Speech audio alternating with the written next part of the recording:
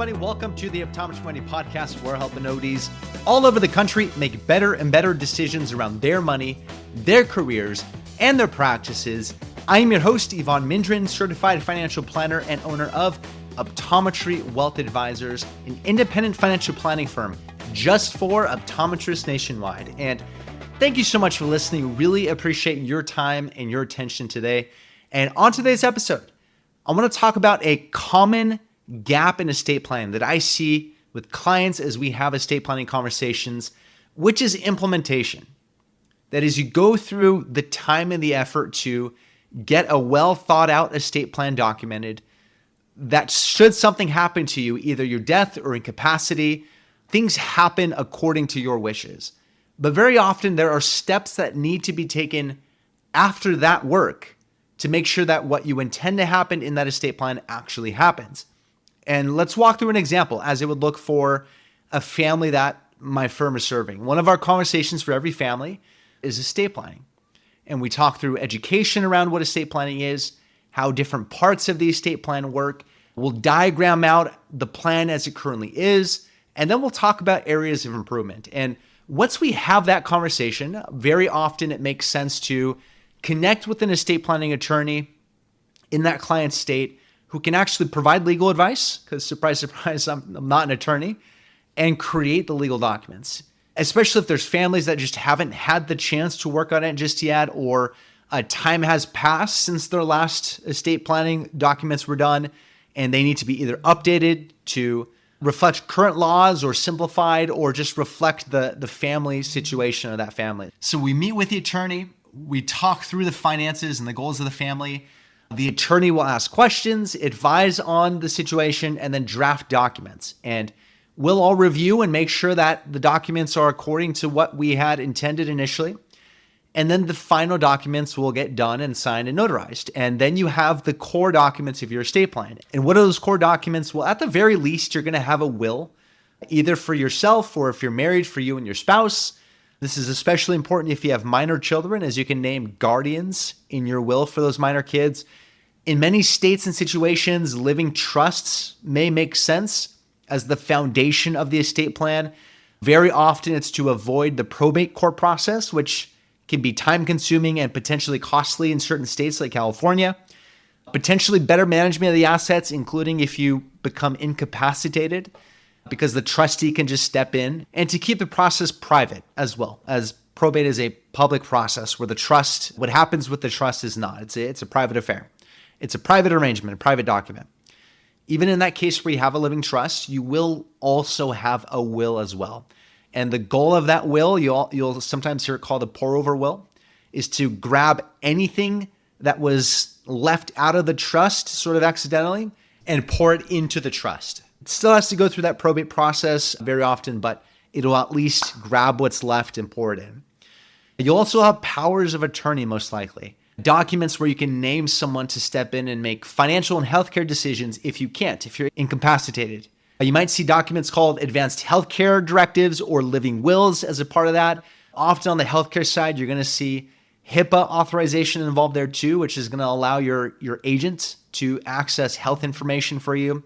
And then whatever documents are needed to carry out your wishes that the attorney deems necessary. And so you go through all that work, you get these documents done, they're signed and notarized and valid legal documents, but that's not the end of the process. And that's very often where people stop and assume that things are done. But that's not the end of the process. There are follow-up actions that you need to take to make sure that you don't just have a fancy pile of paperwork.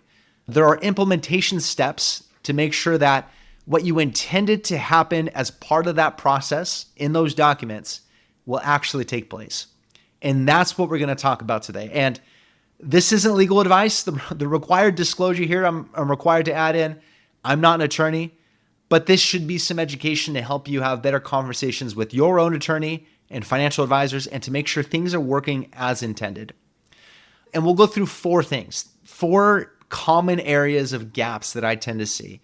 The first one that we'll mention is really for those that are DIYing it yourself. I'm a huge fan and believer of using a good estate planning attorney to go through this process, but there are a lot of online offerings out there where they sort of just ask you a bunch of questions and they draft and create documents for you, a DIY approach, and then you just take those drafted documents. And so if that's you, if you DIY'd it through through a website, through some online service provider, make sure your documents are signed and notarized according to the requirements of your state laws, so that they are not just a big, fancy, expensive PDF, but they're actually active, valid legal documents. I've seen that more times than you would expect, but just wanted to throw that out there. If that's what you're doing, make sure that those are properly executed, signed, and if needed, notarized documents. And if there needs to be a witness, then a witness as well.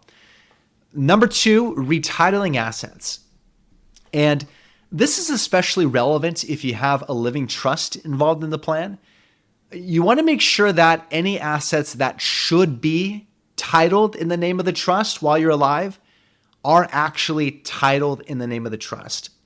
You can kind of think of the living trust as a big box where if something happens to you, you've named exactly who steps in and controls the stuff in the box, for who, like who are the beneficiaries, and what are the rules that that person needs to operate under in order to manage it according to your wishes. And you can put stuff in the box while you're alive by retitling assets, or you can put stuff in the box after your death by naming the trust as beneficiary. And so while you're alive, you want to make sure that the things that should be titled in the name of the trust are actually titled in the name of the trust. Some examples of this are real estate. So for example, primary residence. If the primary residence is intended to be controlled by the trust at your death, your attorney should help you to change the deed of your house if that's what's intended. So you want to lean on the attorney to do that. And if you don't remember, you can look at public records usually for your county, and you can see very often how your house is titled. And if it's just in your name or you and your spouse's name, that's probably a good indication that it's not. And so primary residence in real estate is a good example of something that may need to be retitled with the help of the attorney and redeeded to be controlled by the trust. Taxable brokerage accounts are another example of this. Very often you'll have an individual taxable brokerage account somewhere, or a joint tenants account. Especially if you're married, you may have an account that you own jointly with your spouse.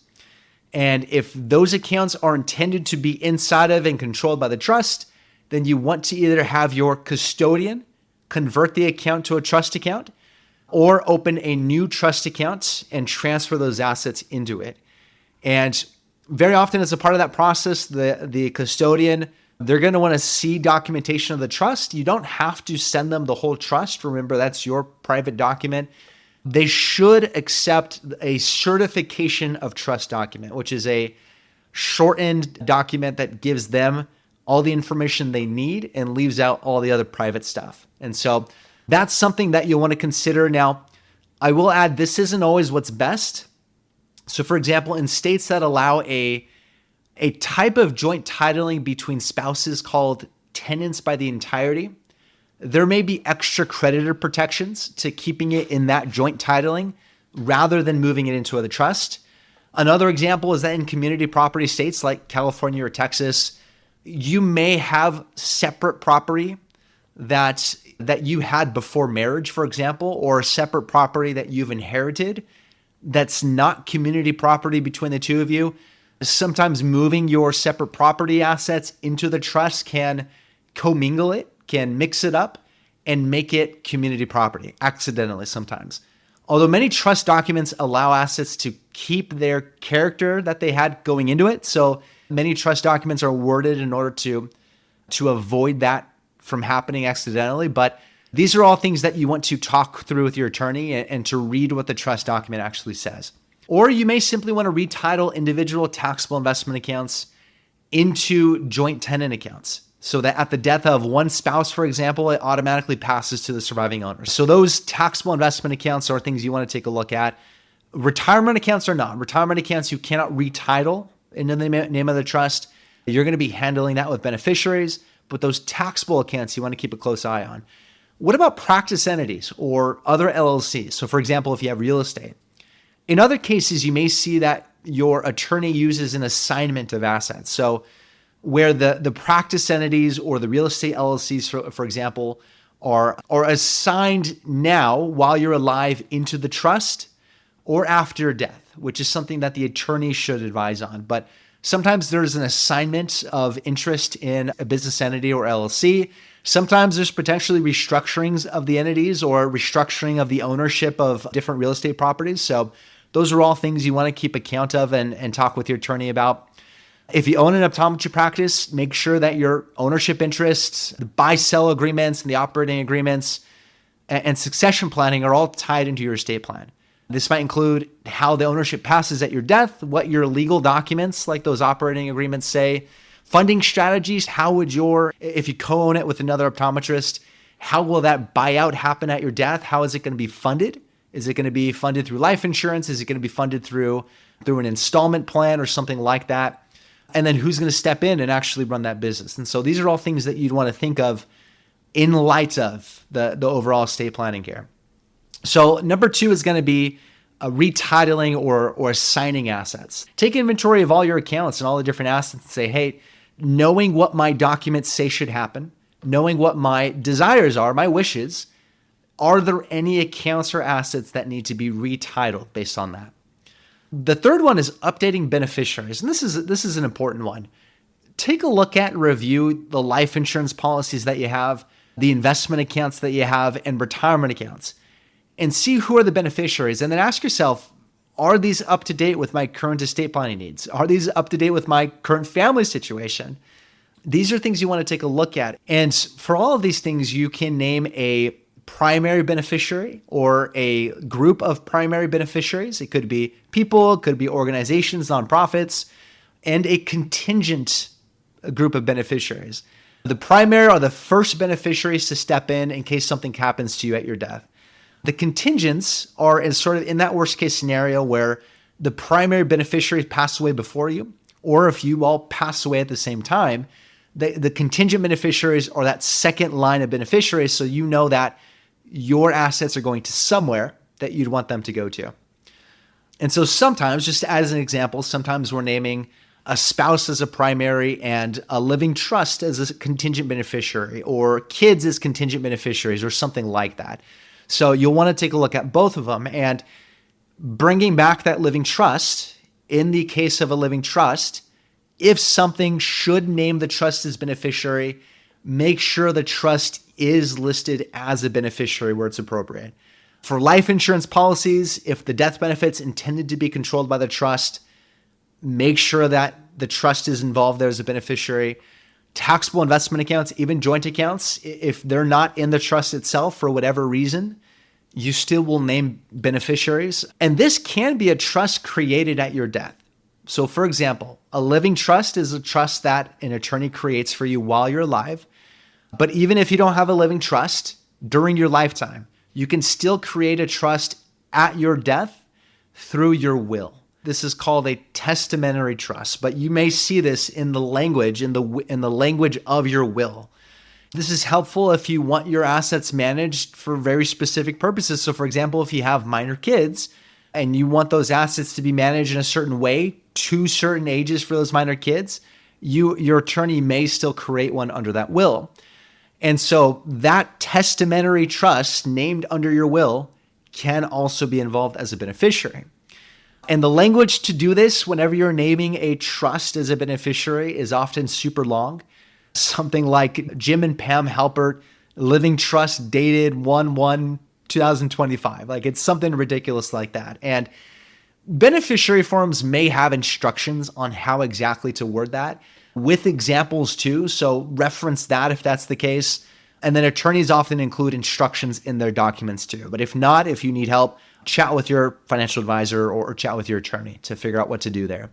So again, if your trust is intended to receive these assets at your death, you want to make sure that it's included appropriately where needed as a beneficiary. And then retirement accounts. Retirement accounts are a special set of assets that need to be looked at carefully and handled with care due to tax rules around how inherited accounts need to be handled by the heirs. The right way to handle retirement account beneficiaries depends entirely on who you want to inherit them. So some examples here. Your spouses tend to be pretty simple because we can name each spouse as the primary beneficiary if that's what's intended. Like it can be very simple there. Or another example is, let's say your estate plan creates a trust and you have very specific ages where you want your kids to get access to the assets that they're going to inherit. And very often this can be pretty substantial. So if you look at your life insurance beneficiaries, if you look at your retirement accounts, if you look at the value of your practice, like if something happens to both parents, very often that dollar amount can be pretty substantial. And this is something that's especially something to consider when you have minor kids. And so for example, you might say in your trust, hey, I want my kids to get access to these dollars, a portion of it at 25, another portion at 30, and then the rest at 35 or whatever it may be. And you may want to name the trust as a beneficiary then of that retirement account so those assets are managed for your kids based on those rules. That's one example of where that trust may be involved there. Or they may be old enough to where you're comfortable just naming them directly, and the trust isn't involved at all for those particular retirement accounts.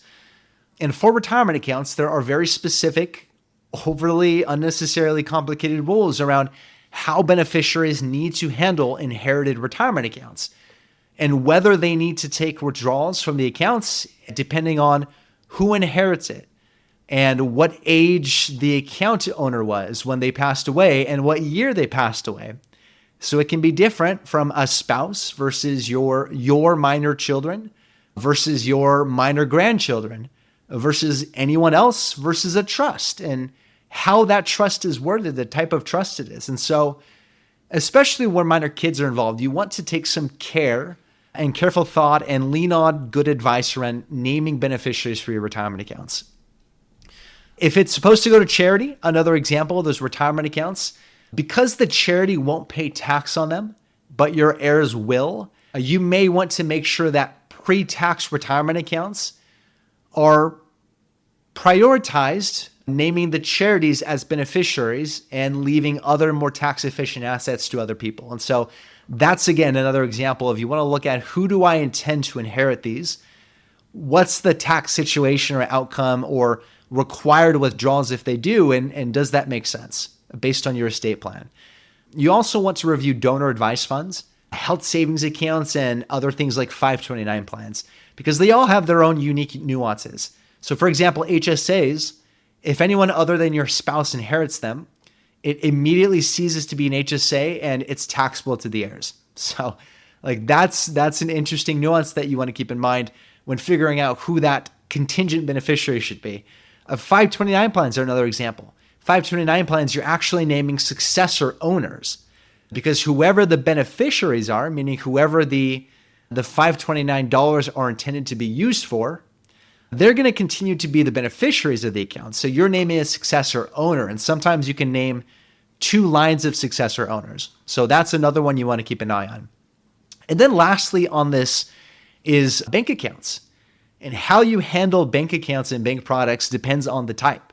So for example, savings accounts, you can often convert them to trust accounts, or you can open another trust savings account that's titled in the name of your trust.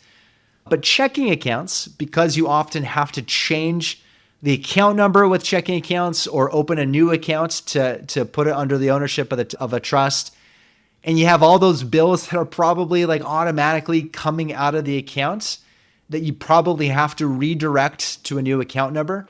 I've seen attorneys recommend that it's much simpler just naming the trust or your spouse, whoever it needs to be, as a beneficiary on those checking accounts. And then titling of those bank accounts too. Like, are they joint accounts? Are they individual accounts? And so forth. So beneficiaries are a really important one. That's one of the ones I see most missed, is just accounts are not updated. Beneficiaries just aren't updated, even though many times that whole process was done to get the estate planning documents done. The beneficiaries still need to be updated. And then number 4, don't forget digital assets. Make sure someone can access your financial tools, your financial websites, your password manager, or even things like crypto accounts if you need. And I would highly recommend using a password manager. One example is 1Password, but there are a bunch of other ones out there, because not only are they going to help you be more secure on your passwords for all your really important websites, but they often have like a sort of estate or contingency planning feature to them that someone else can get access to it at your death. And so that will help that whole process there. Think of Think of all your email and social media accounts too. Think of online file storage or vaults. Who has access to that if you were to pass away? We live in a really fascinating world now where you have to track all these digital assets and digital properties, like alongside all of the real and financial ones. So keep in mind all of that digital stuff in your life as well. And these are some things to think through. And we can't get through every possible thing that you want to look at. But I think thinking through these four broad categories of things to keep an eye on to implement as you change or update or get your estate planning done, I think this is going to be helpful for you to have, again, good conversations with your estate planning attorney, good conversations with your own advisor. All in all, lean on the guidance of your attorney and your advisors and make sure that everything's implemented as it should, and then keep an eye on it over time to keep up with any changes in your life. And our role as financial planners is to help bridge that gap between what's written on paper and how your accounts and assets are actually structured. So the legal plan actually does what it's supposed to do. And we're sort of like project managers here, deeply embedded in the lives of our clients to make sure that all of this gets done. And we can interpret communication between attorney and client and make sure that what the client really desires as a part of their estate plan and their family life actually gets done. And then you can review. You go through all that. You go through that whole process. It's done. You can take a deep breath and then you review. And this really shouldn't need to change every year, but things like beneficiaries, if you keep good records of them, are easy to review once a year just to make sure that they reflect any changes in your life, or if you have any new accounts, that those are updated too. And then you want to pull out the whole estate plan every, maybe 3 to 5 years, every few years or so, and just ask, does this reflect your current wishes and the current financial and family situation? And some triggers then to review are the birth of a child, sale or acquisition, sale or purchase of a practice, the relocation to another state. So if you did all of your estate planning documents in one state based on that state's laws, and then you move to a new state, that's something you're going to want to get reviewed again in that new state. Marriage, divorce, or remarriage, anything related to marriage is an instant trigger to review this. And then inheriting. So if you inherit assets, that's something you want to take a look at too. Hopefully this is helpful for you as you go through your own estate planning. This is often something that is really important, but not often urgent for clients. It's not something that they are racing to do. But most of the time when I talk with clients and other optometrists about it, they know it's important. They just haven't done it yet because you're busy. You have your family life, you have practice life, you have patients and everything else. And so hopefully this conversation helps you to get a better grasp of all this. And if you want to talk with a professional, if you want to talk with a financial planner to help you to review all this stuff, to talk through all this stuff, to help you make sure that all of these really important things are actually implemented and decisions are made, reach out. Would love to have a conversation with you. I'll throw a link in the show notes and you can pick out a time and schedule a no commitment, no pressure introductory call.